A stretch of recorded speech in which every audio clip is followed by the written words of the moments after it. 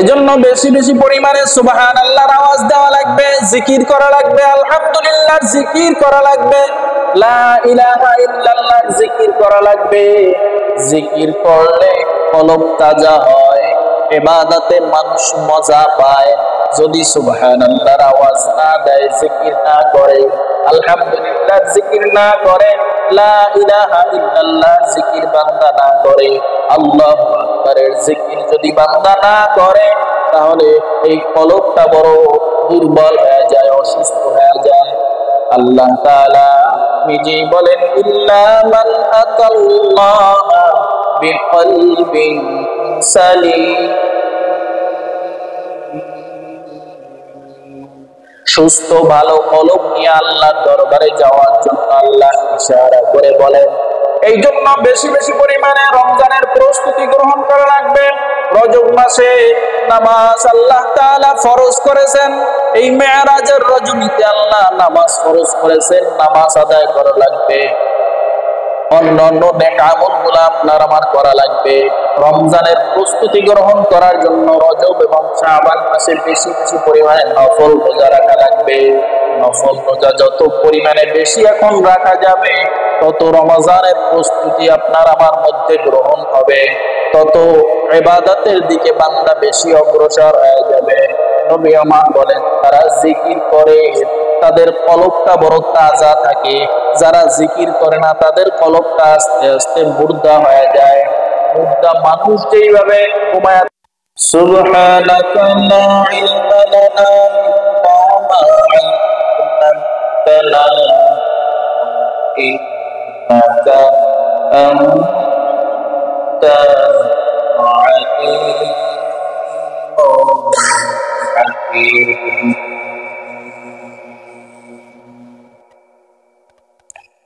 قال رب اشرح لي صدري ويسر لي أمري واحلل عقدة من لساني يفقهوا قولي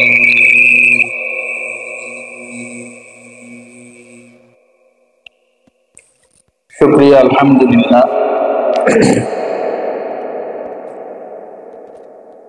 যে মহান রব্বে কারীম আল্লাহ তাআলা আপনাকে আমাকে দয়া করে মায়া করে ইহসান করে ভালোবেসে দীর্ঘ এক সপ্তাহ পরে পবিত্র জুমার নামাজ আদায়ের উদ্দেশ্যে আযানের সাথে সাথে রব্বে কারীম আল্লাহ তাআলার পবিত্র ঘর মসজিদের মেহমান হিসেবে আসার এবং বসার মতো তৌফিক দান করেছেন। এই জন্য সেই মহান শ্রেষ্ঠ রব্বুল আলামিন আল্লাহ তাবারক ওয়া তাআলার দরবারে আমরা সকলেই প্রাণ করে শুকর আদায় করি, আলহামদুলিল্লাহ। আজ রজব মাসের প্রথম জুমা, এরই পাশাপাশি ইংরেজি নতুন বছরেরও প্রথম জুমা। আল্লাহ চাহে তো আর 2 মাস পরই মাহে রমজানের আগমন হবে। নবীজি সাল্লাল্লাহু আলাইহি ওয়া আলিহি ওয়াসাল্লাম রজব এবং শাবান মাসের বিশেষ করে রজবের চাঁদ পশ্চিম আকাশে উদিত হতে দেখলেই বিশ্বনবী সাল্লাল্লাহু আলাইহি ওয়াসাল্লাম সাহাবায়ে কেরাম আজমাইনদেরকে নিয়ে তিনি একটি দোয়া করতেন, আল্লাহুম্মা বারিক লানা ফি রজব ওয়া শাবান ওয়া বাল্লিগনা রমাদান। আল্লাহুম্মা বারিক লানা ফি রজব ওয়া শাবান ওয়া বাল্লিগনা রমাদান। আয় আল্লাহ, আপনি রজব এবং শাবানের বরকত আমাকে দান করেন, আমার হায়াতের সীমানাটা বাড়ায়া আপনি রমজান পর্যন্ত পৌঁছায় দেন, আমিন। এই দোয়া সাহাবায়ে কেরামদেরকে নিয়ে বিশ্বনবী সাল্লাল্লাহু আলাইহি ওয়াসাল্লাম এই 2 মাসে পাঠ করতেন। মুহাদ্দিসিন ইকরামগণ বলেন, এই দোয়া পাঠ করার বদৌলতে বান্দার আমল নামার মধ্যে, বান্দার হায়াতে জিন্দেগির মধ্যে আল্লাহ তাআলা বরকত দান করেন এবং হায়াতকে বৃদ্ধি করে আল্লাহ রমজান পর্যন্ত বান্দাকে পৌঁছায়া দেন।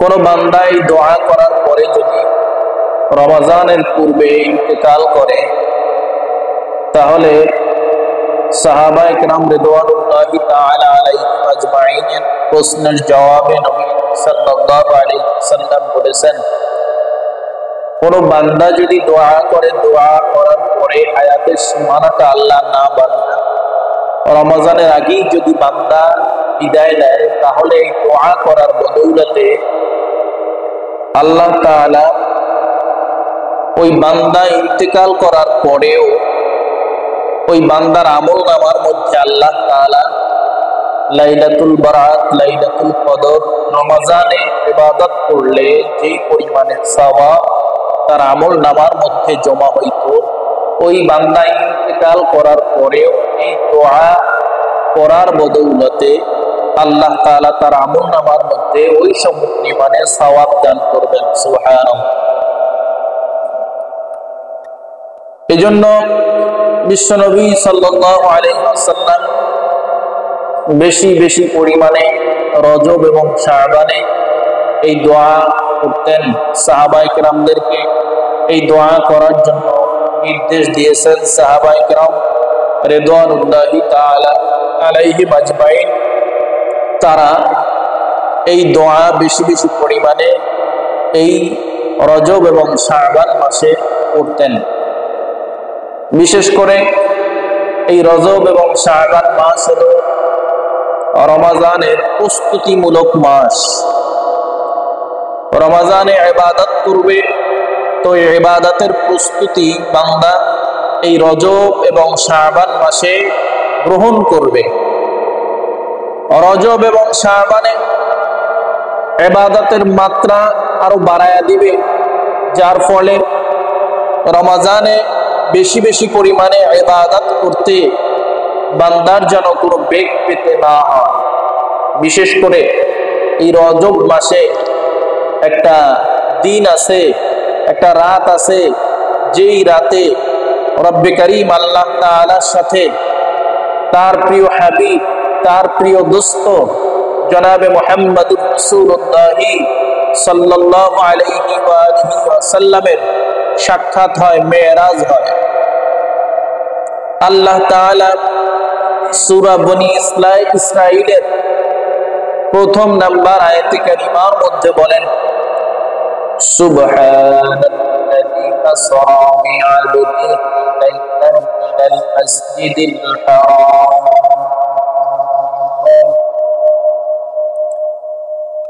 سبحان الذي أسرى بعبده ليلا من المسجد الحرام إلى المسجد الأقصى الذي باركنا حوله لنريه من آياتنا إنه هو السميع البصير।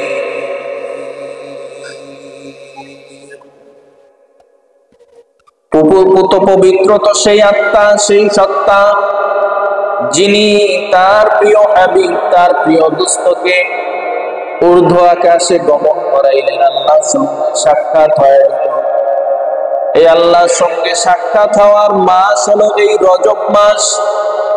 আল্লাহ তাআলা আয়াতে কারিমার মধ্যে বলে, আমি জিন এবং ইনসানকে বানাইলাম একমাত্র আমার ইবাদত করার জন্য।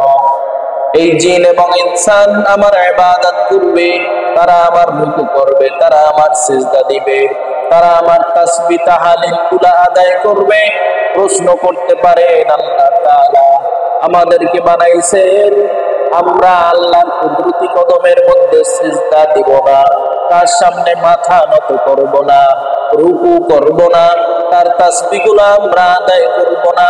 নবী আমার বলে, তোমরা যদি আল্লাহর কুদরতি কদমের মধ্যে সিজদা না দাও, তার সামনে যদি রুকু না দাও, তার তাসবিহ তাহলিল যদি আদায় না করো, তাহলে আল্লাহর বিন্দু পরিমাণে কোনো ক্ষতি হবে না। ক্ষতিগ্রস্ত হইবা তোমরা, কারণ আল্লাহ তাআলার সামনে লক্ষ লক্ষ কোটি কোটি মিলিয়ন বিলিয়ন ফেরেশতারা সদা সর্বদা রুকুর অবস্থায় আছে, সদা সর্বদা সিজদার হালতে আছে। হাজার হাজার লক্ষ লক্ষ কোটি কোটি মিলিয়ন বিলিয়ন ফেরেশতারা সদা সর্বদা আল্লাহ তাআলার তাসবিহগুলা জপতেছে, সুবহানাল্লাহর আওয়াজ দিতেছে, আলহামদুলিল্লাহর আওয়াজ দিতেছে, আল্লাহু আকবারের ধ্বনি দিতেছে, লা ইলাহা ইল্লাল্লাহর আওয়াজ দিতেছে। আপনি আমি যদি আল্লাহর কুদরতি কদমের মধ্যে সিজদা না দেই, রুকু না করি, সিজদা না করি, তাসবিহ তাহলিল আদায় না করি, আল্লাহ তাআলার তাতে বিন্দু পরিমাণ কোনো সমস্যা হবে না, কোনো ক্ষতি হবে না, বরং আমরাই ক্ষতিগ্রস্ত হইয়া জাহান্নামের অন্তর্ভুক্ত হয়ে যাব। হযরতে আবু হুরায়রা রাদিয়াল্লাহু তাআলা তিনি একটা খোলা মাঠের মধ্যে একটা গাছ রোপণ করতেছেন। গাছ বিশ্বনবী সাল্লাল্লাহু আলাইহি ওয়াসাল্লাম খোলা মাঠের পাশ দিয়া তিনি হেঁটে যাইতেছেন, দেখতেছেন আবু হুরায়রা রাদিয়াল্লাহু তাআলা তিনি একটা গাছ রোপণ করতেছেন। আল্লাহর নবী আবু হুরায়রা রাদিয়াল্লাহু তাআলা কে প্রশ্ন করলেন, ও আবু হুরায়রা তুমি কি কাজ করতেছো? আবু হুরায়রা রাদিয়াল্লাহু তাআলা বলেন, ইয়া রাসূলুল্লাহ, ইয়া হাবিবাল্লাহ, আমি আমার ক্ষেতের মধ্যে, আমি আমার জমিনের মধ্যে একটা গাছ রোপণ করতেছি। আল্লাহর রাসূল সাল্লাল্লাহু আলাইহি ওয়াসাল্লাম বলেন, আবু হুরায়রা আমি তোমাকে এমন একটা গাছের সুসংবাদ দেব না যেই গাছটা দুনিয়ায় বসে জান্নাতের মধ্যে লাগাইতে পারবা। আবু হুরায়রা রাদিয়াল্লাহু তাআলা এই সংবাদ শোনার পরে গাছ লাগানো বন্ধ করে নবীজি সাল্লাল্লাহু আলাইহি ওয়াসাল্লামকে বললেন, ইয়া রাসূলুল্লাহ, ইয়া হাবিবাল্লাহ, জলদি করিয়া দুনিয়াতে বসে জান্নাতের মধ্যে গাছ লাগানোর কথা, এমন এই গাছ লাগানোর ফজিলতের কথা আপনি আমাকে বর্ণনা করেন। নবীজি সাল্লাল্লাহু আলাইহি ওয়াসাল্লাম বলেন, আবু হুরায়রা তুমি যদি জবানের মধ্যে সুবহানাল্লাহর আওয়াজ দাও, আলহামদুলিল্লাহর আওয়াজ দাও, লা ইলাহা ইল্লাল্লাহর আওয়াজ দাও, আল্লাহু আকবারের আওয়াজ দাও, জমিনে বসে এই তাসবিহগুলা তুমি আদায় করবা, আর জান্নাতের মধ্যে এক একটা তাসবিহর বদৌলতে আল্লাহ তাআলা এক একটা গাছ বানায় দেবে। এজন্যই রজব মাস রমজানের প্রস্তুতি গ্রহণ করার মাস। এই মাসে বেশি বেশি পরিমাণে তাসবিহ আদায় করা লাগবে, লা ইলাহা ইল্লাল্লাহর আওয়াজ জবানে বেশি বেশি পরিমাণে দিতে হবে, জিকির বেশি বেশি পরিমাণে করতে হবে। জিকির যত জবানে বেশি বেশি পরিমাণে করা যাবে, তত অন্তর সাফ হবে, কলব নরম হবে, চোখের মধ্যে পানি আসবে, ইবাদতের মধ্যে স্বাদ লাগবে, ইবাদতের মধ্যে মজা লাগবে। যার দিলেতে রয় আমার আল্লাহর ভয়, ওই দিলওয়ালা জান্নাতি হয়। জান্নাতি লোকের কিছু ভালো লাগে না, জান্নাতি লোকের কিছু ভালো লাগে না, শুধু ভালো লাগে লা ইলাহা ইল্লাল্লাহ, লা ইলাহা ইল্লাল্লাহ, লা ইলাহা ইল্লাল্লাহ। রজব এবং শাবান মাসে বেশি বেশি পরিমাণে কালেমার জিকির করবেন, সুবহানাল্লাহর আওয়াজ দিবেন, সুবহানাল্লাহর জিকির করবেন, আলহামদুলিল্লাহর জিকির করবেন, লা ইলাহা ইল্লাল্লাহর জিকির করবেন। নবীজি সাল্লাল্লাহু আলাইহি ওয়াসাল্লাম বলেন, উম্মতের দল দুনিয়ার মধ্যে হাজারো মানুষ হাজারো ভাষায় কথা বলে, হাজারো দেশের মানুষ হাজারো ভাষায় কথা বলে, ভাষার কোনো অভাব নেই। এক এক দেশের মানুষ এক এক ভাষায় কথা বলে, এক এক এলাকার মানুষ এক এক ভাষায় কথা বলে। বাংলাদেশের মধ্যেও এক এক অঞ্চলের মানুষ এক এক অঞ্চলে কথা বলে, এক এক অঞ্চলের ভাষায় কথা বলে। বরিশালের মানুষ এক ভাষায় কথা বলে, চট্টগ্রামের মানুষ এক ভাষায় কথা বলে, সিলেটের মানুষ এক ভাষায় কথা বলে, রাজশাহীর মানুষ এক ভাষায় কথা বলে, আবার রংপুরের মানুষ এক ভাষায় কথা বলেন, ময়মনসিংহের মানুষ এক ভাষায় কথা বলে, খুলনার মানুষ যশোরের মানুষ এক ভাষায় কথা বলে। যদিও ভাষা একটা বাংলা, কিন্তু এই বাংলা ভাষার মধ্যে এক দেশে হাজার রকমের ভাষায় কথা বলে। সারা পৃথিবীর মধ্যে এরকম হাজার হাজার ভাষায় মানুষ কথা বলে। নবী আমার বলেন, যত ভাষা দেখো না কেন, যত কথা মানুষ বলে না কেন, যত কালাম মানুষ বলে না কেন জবান দ্বারা, এই কথাগুলোর মধ্যে আল্লাহ তাআলার কাছে মাত্র 4টা কথা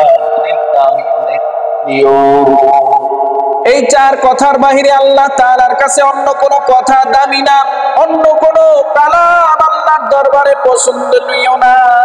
একমাত্র এই 4টা কালাম আল্লাহর দরবারে বড় পছন্দনীয়। আল্লাহ তাআলা এই 4টা কালেমাকে, 4টা বাক্যকে, 4টা কথাকে অনেক বেশি পছন্দ করেন। এই 4 বাক্যর 4 কালেমার 1 নাম্বার কালেমা হলো সুবহানাল্লাহ, 2 নাম্বার কালেমা আলহামদুলিল্লাহ, 3 নাম্বার কালেমা লা ইলাহা ইল্লাল্লাহ, 4 নাম্বার কালেমা হলো আল্লাহু আকবার। এই 4 কালেমা আল্লাহর দরবারে অনেক পছন্দনীয়। আল্লাহ তাআলা এই 4 কালেমাকে অনেক পছন্দ করেন। নবী সাল্লাল্লাহু আলাইহি ওয়া আলিহি ওয়াসাল্লাম বলেন, উম্মতের দল আল্লাহ তাআলার কাছে এই 4 কালেমা, এই 4 বাক্যটা প্রিয় হওয়ার কারণে, পছন্দনীয় হওয়ার কারণে তোমার জবান দ্বারা একবার যদি সুবহানাল্লাহর আওয়াজ বের হয়, একবার সুবহানাল্লাহর আওয়াজ বের হওয়ার সাথে সাথে আল্লাহ তাআলা তোমার আমলনামার মধ্যে কমসে কম 30টা নেকি লিখে দেন। সুবহানাল্লাহ।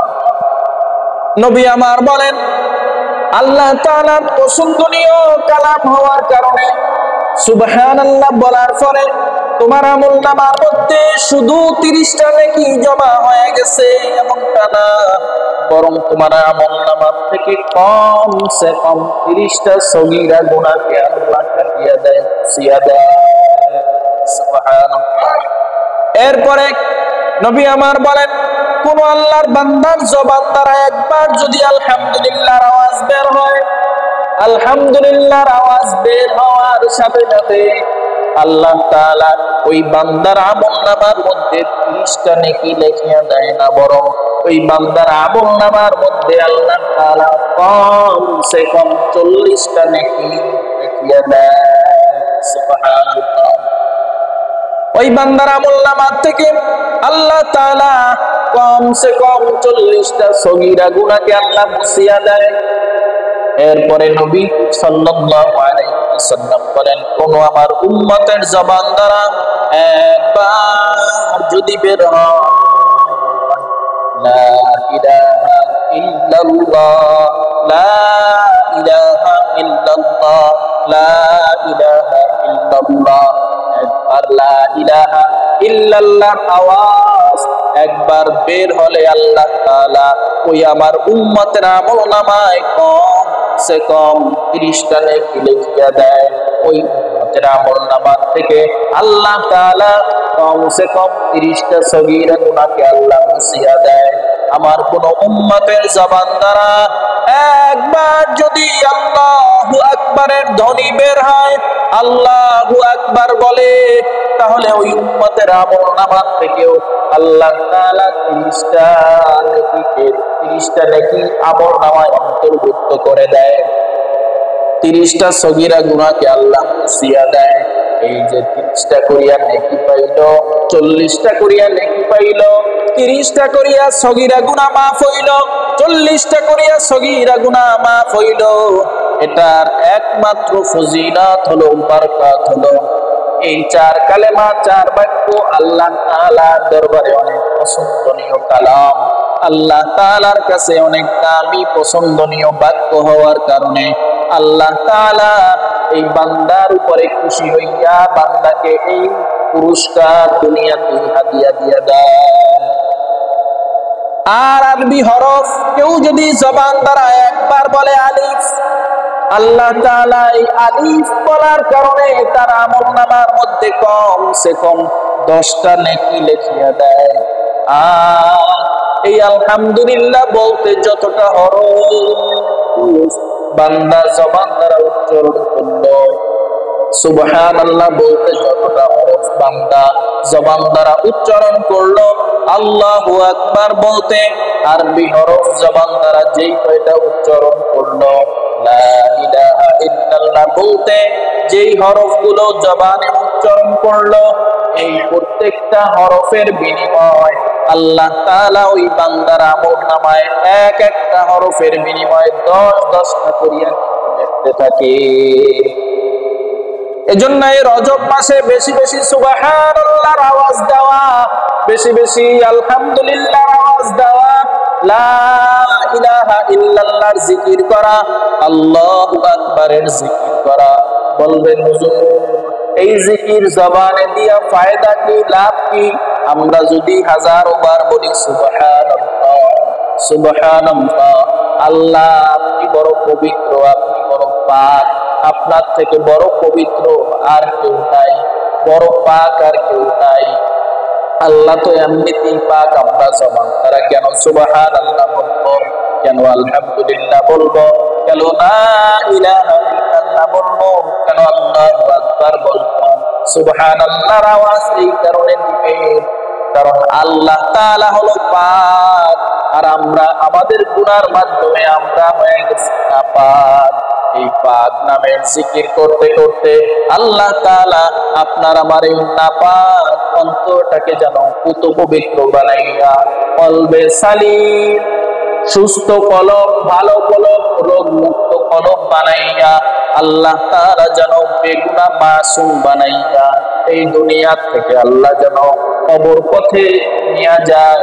এই জন্য বেশি বেশি পরিমাণে সুবহানাল্লাহর জিকির করব, আলহামদুলিল্লাহর জিকির করব, লা ইলাহা ইল্লাল্লাহর জিকির করব, আর বেশি বেশি পরিমাণে আল্লাহু আকবারের জিকির এই রজব মাসে বেশি বেশি করবেন।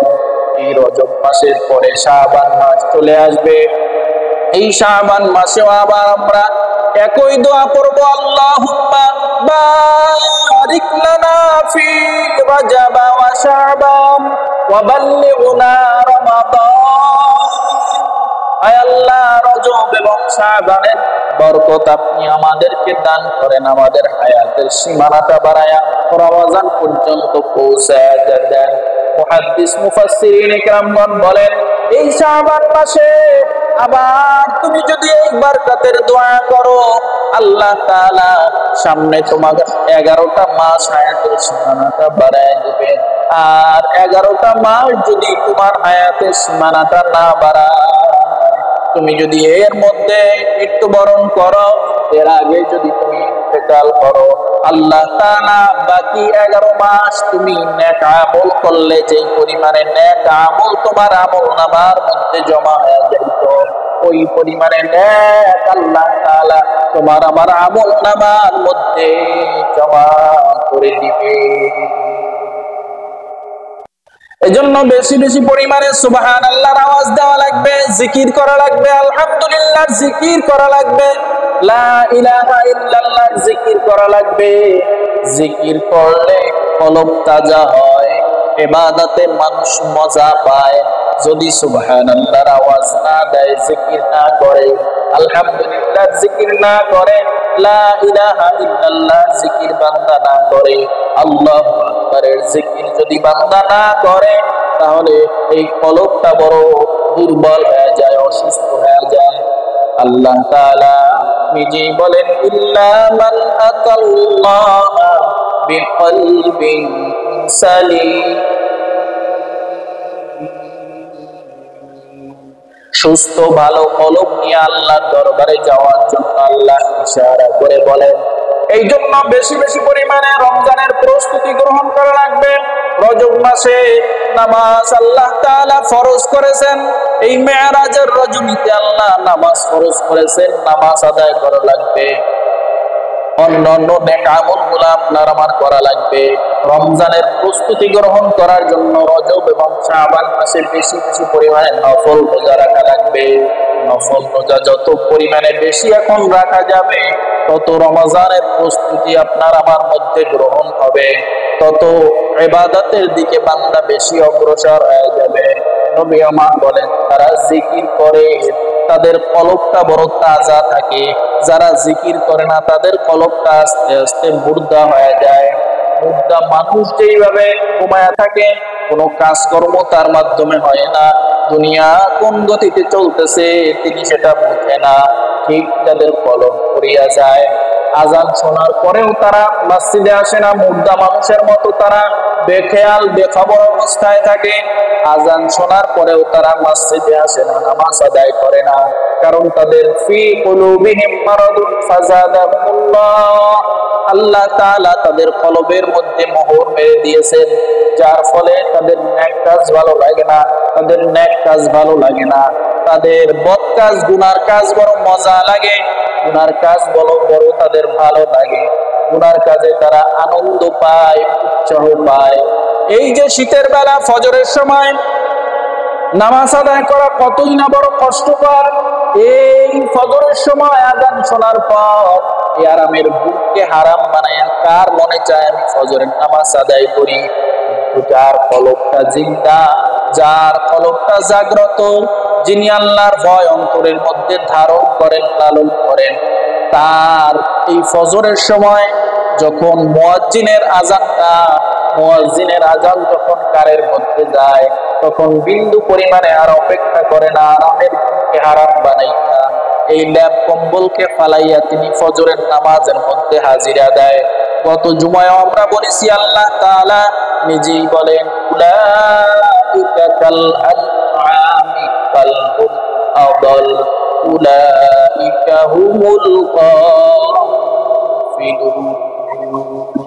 এরা মানুষের মধ্যে যারা নেক কাজের দিক থেকে গাফেল, যারা নেক কাজকে কোনো ভ্রুক্ষেপ করে না, যারা হালাল হারামের পার্থক্য করে না, যারা পাক না পাকের পার্থক্য করে না, যারা জায়েজ না জায়েজের পার্থক্য করে না, আল্লাহ তাআলা তাদেরকে চতুষ্পদ জন্তু জানোয়ারের থেকে নিকৃষ্ট হিসাবে ঘোষণা দিয়েছেন। হে আল্লাহর বান্দারা, একটু চিন্তা করেন, আপনার আমার গোয়ালের মধ্যে গরু আছে, ছাগল আছে, এবং মাঠের মধ্যে তাকাইলে দেখা যায় কুকুর আছে, ভেড়া, বকরি, দুম্বা, উট সহ চতুষ্পদ জন্তু জানোয়ারের নাই। ফজরের সময় আযান দিলে কিন্তু আপনার গোয়াল ঘরের গরুটা উঠা সুন্দরভাবে ওযু বানাইয়া তিনি কিন্তু মসজিদের দিকে আসে না, তিনি কিন্তু গোয়াল ঘরের মধ্যে বৈশা যায় নামাজ বিছাইয়া নামাজ আদায় করে না, বরং শীতের সময় দেখা যায় আপনার গোয়াল ঘরের গরুটা ফজরের সময় আরো বেশি বেশি পরিমাণে নাক দেয় না, ঘুমায়, তার কোনো টেনশন নাই, চিন্তা নাই। এরপরে আপনি যখন গিয়া উঠাইলেন, গরুটা সুন্দরভাবে উঠা এরপরে মাঠের দিকে রওনা করলো, মাঠে যাইয়া আপনি সুন্দরভাবে মাঠে গরুটাকে বাইদা আসছেন, গরুটা বাইদা আসার পর রশি ছিঁড়া আর একজনের ধান ক্ষেত আর একজনের ফসল নষ্ট কইরা তিনি খেয়ে ফেলে, তার জন্য সেটা হালাল না হারাম এটা তিনি কোনোদিন অনুভব করে না। আর আপনার আবার হালাত অবস্থাও যদি এমনটা হয়, ফজরের আযান শোনার পর আপনার গোয়াল ঘরের গরুটা উঠাও ফজরের জামাত আদায় করলো না, আপনি আমি যদি ফজরের জামাতটা আদায় না করি, আপনি নিজে নিজে একটু চিন্তা করেন এই গরুটার মধ্যে আর আপনার আমার মধ্যে পার্থক্য কোথায়? আল্লাহ বলেন, এই গরু আর তুমি কিন্তু সমান না, বরং তোমার গরুটা যদি তুমি বিক্রি করে দাও, গরুটা জবে কইরা কেউ যদি খেয়ে ফেলে, তুমি যদি খেয়ে ফেলো, অথবা গরুটা যদি ইন্তেকাল করে মারা যায়, এই গরুটার জন্য কিন্তু জান্নাত নাই, জাহান্নাম নাই, কবর নাই, হাসর নাই, মিজান নাই, পৌসিরাত নাই। আর বান্দা তুমি যদি ইন্তেকাল করো, তোমার জন্য কবর আছে, হাসর আছে, মিজান আছে, পৌসিরাত আছে, তোমার জন্য কিন্তু কিয়ামত আছে, বিচার ও আদালত তোমার জন্য কিন্তু প্রতিষ্ঠিত হবে, বিচার কার্য কিন্তু তোমার হবে। তোমার গোটা জিন্দেগির হিসাব কিন্তু আল্লাহর আদালতে দাঁড়াইয়া তোমার দেয়া লাগবে। ওয়া আম্মা মান খাফা মাকামা রাব্বিহি ওয়া নাহান নাফসা আনিল হাওয়া ফাইন্নাল জান্নাতা হিয়াল মাওয়া। তুমি যদি আল্লাহর ভয় অন্তরের মধ্যে ধারণ করিয়া ফজরের সময় তুমি যদি ওযু বানাইয়া যায় নামাজের মুসাল্লা বিছাইয়া নামাজের মধ্যে দাঁড়ায় যাইতে পারো, তাহলে আল্লাহ তাআলা বলেন ফাইন্নাল জান্নাতা হিয়াল মাওয়া, আল্লাহ তোমার আমার জন্য জান্নাতুল মাওয়া নামক জান্নাত রেডি কইরা রাখছে। আর গরু ইন্তেকাল করলে তার জন্য জান্নাত নাই, জাহান্নাম নাই। এই জন্য আল্লাহ গরুর থেকেও তোমাকে নিকৃষ্ট বলছেন, খারাপ বলছেন, কারণ গরুর জন্য জান্নাত নাই, জাহান্নাম নাই। গরুর দুনিয়াতে আকল নাই, বিবেক নাই। আল্লাহ তোমাকে আমাকে বিবেক নামক আদালত দিয়েছেন। এই জন্য এই রজব মাসে বেশি বেশি পরিমাণে দোয়া করা লাগবে। আল্লাহুম্মা বারিক লানা ফি রজব ওয়া শাবান ওয়া বাল্লিগনা রমাদান। আল্লাহুম্মা বারিক লানা ফি রজব ওয়া শাবান ওয়া বাল্লিগনা রমাদান। বেশি বেশি পরিমাণে সুবহানাল্লাহ জিকির করবেন, আলহামদুলিল্লাহ জিকির করবেন, লা ইলাহা ইল্লাল্লাহর জিকির করবেন, আল্লাহু আকবারের জিকির করবেন। আল্লাহ তাআলার এই চার কালেমা, চার এই পছন্দনীয় বাক্য জবানে বেশি বেশি বলবেন। চায়ের দোকানে আড্ডায় বইসা অন্য গল্প গুজবি না কইরা আপনার জবান দ্বারা এই জিকিরগুলো করবেন। কাজকর্ম করতেছেন, জবানে সুবহানাল্লাহর আওয়াজ বলবেন, আলহামদুলিল্লাহর আওয়াজ বলবেন। মনে করবেন নবীজি সাল্লাল্লাহু আলাইহি ওয়াসাল্লাম বলেন, একবার যদি সুবহানাল্লাহর আওয়াজ দেই আমার আমলনামার মধ্যে 30টা বোনাস নেকি লেখা হবে। অন্যান্য নেকি তো আছে, কমসে কম 30টা সগীরা গুনাহকে আল্লাহ মাফ করিয়া দিবে, অন্যান্য গুনাহ মাফ তো আছে। এজন্য বেশি বেশি পরিমাণে সমালোচনা না করে, মিথ্যা তোহমত মানুষের উপরে না দিয়ে, গীবাত না করে বেশি বেশি পরিমাণে সুবহানাল্লাহর জিকির করব, আলহামদুলিল্লাহর জিকির করব, লা ইলাহা ইল্লাল্লাহর জিকির করব, আল্লাহু আকবারের জিকির করব। তাহলে রমজানের প্রস্তুতি মাস হিসাবে রজব এবং এই শাবানের হক আমার আপনার আদায় হয়ে যাবে। যা কিছু আলোচনা করলাম আল্লাহ তাআলা সবার পূর্বে আমাকে আমল করার তৌফিক দান করেন এবং যারা উপস্থিত সবাইকে আল্লাহ আমল করার তৌফিক দান করেন। আমিন। ওয়া আখিরু দাওয়ানা আলহামদুলিল্লাহ।